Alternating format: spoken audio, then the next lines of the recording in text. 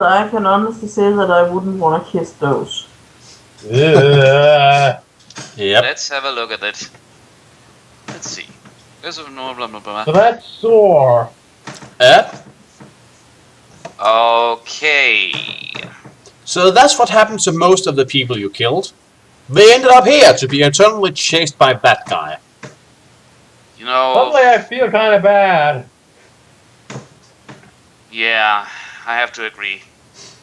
To be chased around by a mix between a lizard or a centaur or something like that, and yeah, those whips, you can see they have some small barbs on them, and they are on fire. Yeah. Ouch. As the towering shape of Zor looms nearer, you detect a complex web of psychic probes emanating from his being. Clearly he's utilizing his prodigious mental powers to monitor the souls of the damned, who are trapped here forever upon the plane of despair. Then you realize that Zor's powerful psychic abilities may also alert him to your presence at the edge of his crater. Zor is fast approaching now. You must act quickly if you want to minimize the risk of being discovered. Do you wish to use Kai Screen? Yes. Using your improved Grand Mastery, you're able to successfully mask your mental and physical self from the unwanted attention of Zor. Patiently, you wait for the demonic being to herd his vast pack of tortured souls around to the far side of Daskanon before you cross the plane of despair and make your approach to North's stronghold. The outer gates of Daskanon is open and unguarded, and you're able to pass through unhindered. Clearly, the Dark God considers the need for guards here unnecessary, for the walls and bastions appears never to have been manned. It is not until you reach the archway to the inner keep that you meet with resistance. Filling the inner arch is a curtain of black flames which crackle and spit venomously. You recall the text of a Tome of Darkness and retrieve from your pockets the 3 items that require to gain entry to Daskanon. Then, with trepidation, you close your eyes and step directly into the wall of blazing flames. Now, you must add the 3 runic numbers together and give me the correct number. Okay, what was Otherwise the you shall die. What was the numbers, guys? Okay. Let's find the first one. 6, 20, 31. So 6 plus 20 is 26. And plus 31, that is the... 57. Yep. And Is- that is our final answer. Well, that was just about to ask. And it's correct. As you pass through the curtain of black flames, the 3 magical items vanish from your hands. Erase the Sapog amulet, the Cune rings, and the scarab of the wingless dragon. And they're gone. Just like that. Beyond the flaming curtain lies a hall of grey adamantite, which is seemingly devoid of all life. You scour this eerie chamber and your senses detect Alice's life force. Here, hers is the only goodly presence save your own in the whole of this evil stronghold, and although her aura is weak, it is sufficient enough for you to be able to track it. Guided by your instincts and shielded by your kind disciplines, you follow Alice's trail as it wends its way deeper into the heart of this citadel of evil. During your exploration, you encounter many of Nor's newest creations who populate the halls and dungeons of Daskanon. Their repugnant forms and depraved and brutal behavior provide you with an unsavory insight into Nor's seemingly infinite capability to create evil and monstrous life forms. You shudder to imagine these small beings running loose upon your homeworld of Magnamon, and the thought strengthens your resolve to fulfill your quest for the Moonstone. For what seems like an hour, your camouflage and psychic skills make you invisible to the creatures that dwell within Daskanon. It is not until you reach a busy junction at the heart of a maze of tunnels that your skills are truly put to the test. Your senses detect the presence of Alice at the end of an adjacent tunnel, yet the entrance to this wide passage is virtually blocked by creatures who are bickering with Norse armed guards. Give it here, roll for die. Add 2 for having excellence, 1 for pathmanship, and another 1 for having a high level. So add 4 and all. Yep. Well, 10 then.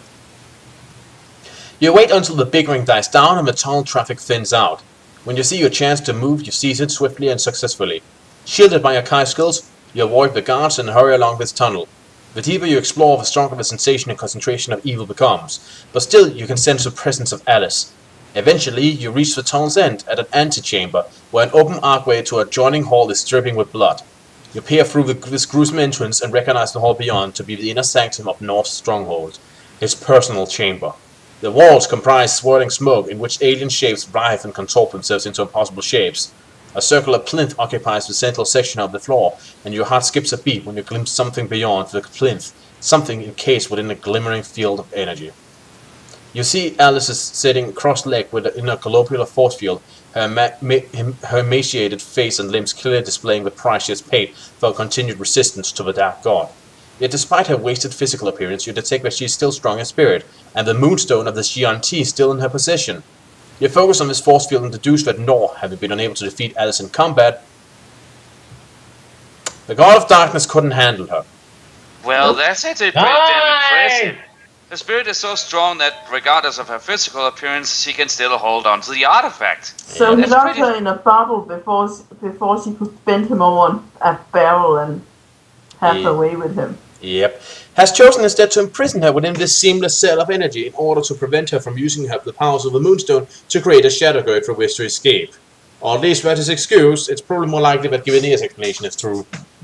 Well, either that or he was just scared he would punish her for being a bad little Dark Lord. The Dark God has contented himself with waiting for her to weaken to the point where she can no longer resist his remorseless attacks. As you focus on Alice, you sense that she is dangerously close to reaching that breaking point.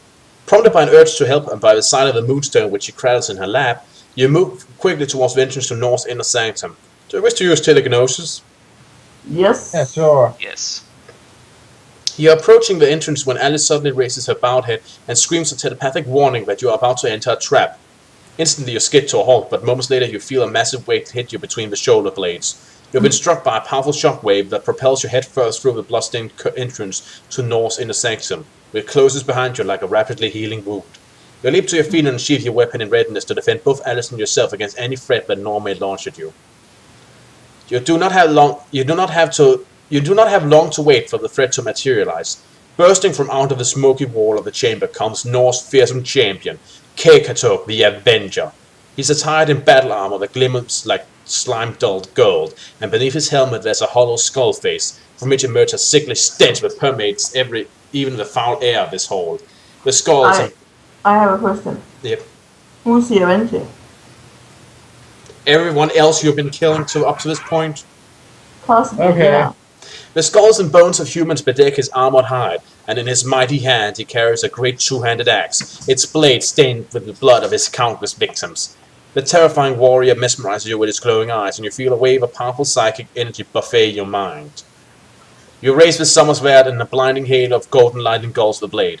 You sense that Naar is present in this chamber, but he will not materialize and show himself so long as your divine blade is unsheathed, for he fears that your god-forged weapon could destroy him. He is content to allow his mighty champion Kekataag with the pleasure of slaying you on his behalf. Jeez, you think? Kekataag pounds the floor repeatedly with his armored boot to demonstrate his eagerness to commence combat. In response, you give voice to your battle cry, "For Summerlord and the Kai!" and launch yourself at your fell adversary in an attempt to land the first blow. You know, I'm just getting this picture of a very immature champion of darkness just going, I wanna fight the holy warrior! Indeed. So, what's your combat skill? Let's have a look. Our combat skill at this point would be, without all the minuses, would be 54. Okay. Yep. Oh, and Kekataag is apparently undead, so you do double damage to it. Okay. Yeah. So, give an ear, roll a die. 9? Right, you start off by rushing in and dodging under one of his blows and stab him, your holy blade searing his corrupted flesh, and he gives a frustrated scream as pain seizes him. And the only thing I can ask myself is, how can he scream when he has no lungs? But yeah. Yeah. Roll again.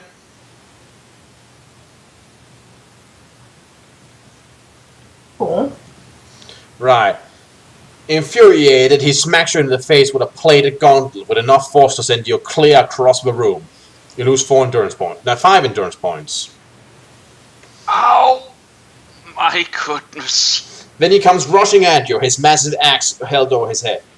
He swings at you and you try to block, with your, but you successfully block with your sword. Dodge under and carve his side with your blade.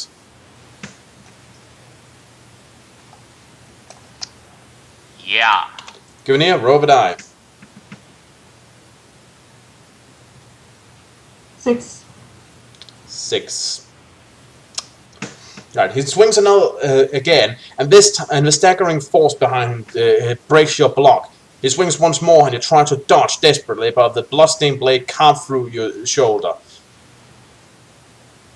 You lose 4 endurance points. Then you surge forward with your own weapon and carve a deep cut into his side.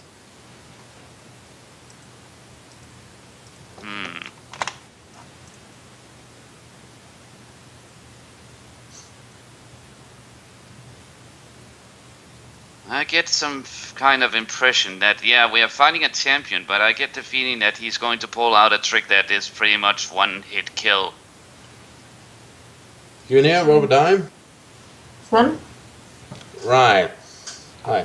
He howls in pain, and you follow up on your attack with a sharp blow that lops off one of his arms. Or maybe I was horribly mistaken. You just disarmed him. Yep. Smoke slowly wafts from the burned wound as his flesh is being slowly eradicated by the holy force from your weapon. Roll it again.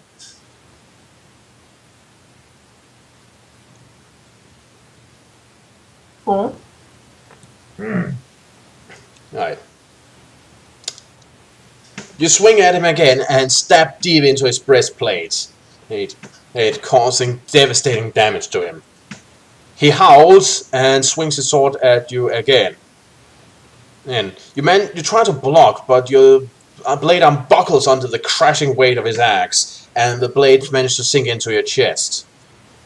You lose 4 endurance points. Alright, give me a moment. I will just have to remember to add those 4 to the damage we have taken. Roll it again. Sure. 2. Right.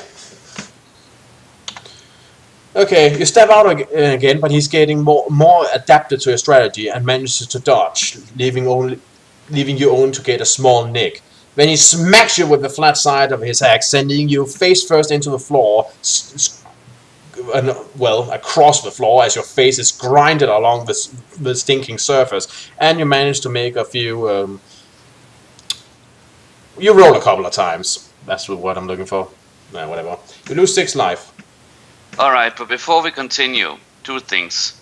First of all, for some reason, my word and my, well, shall we say, my calculation as for battle damage right now, yeah, I cannot even enter the program for some reason. That, and I have, wait, hold on, here it is again. So that is 10 less in health. Also, I have to catch a toilet break. In the middle of the battle? Yeah, in the middle of a battle. Yep. Sorry. In the middle of all, don't Wolf just gets up and goes to the bathroom. Okay, we'll be right back, people. We're in the middle of the epic combat, and now the toilet break is on. Give it a roll of a die.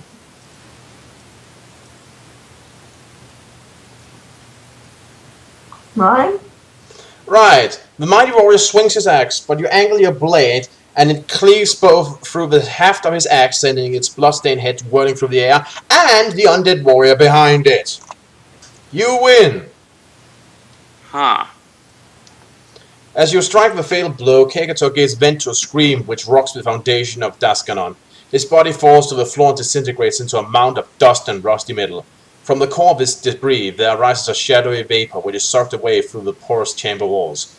You sense that it is the spirit of the defeated warrior, and that as punishment for his failure, he has been consigned by Naar to eke out the rest of eternity with the other lost souls upon the plane of despair.